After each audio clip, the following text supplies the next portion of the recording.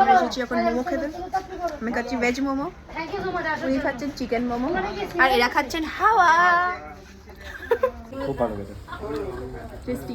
হ্যাঁ খুব। তোমরা যেটা ভিআইপিএসে পড়ো আর এই দোকানটার ব্যাপারে জানো না, আমি সাজেস্ট করবো এই দোকানটাতে এসো আর খাও আর মজা পেয়ে যাও।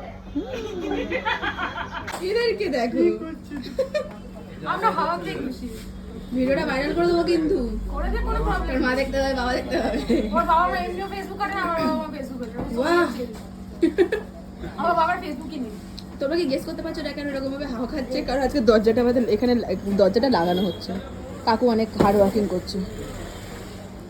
একজন চিকেন মোমো খাচ্ছে।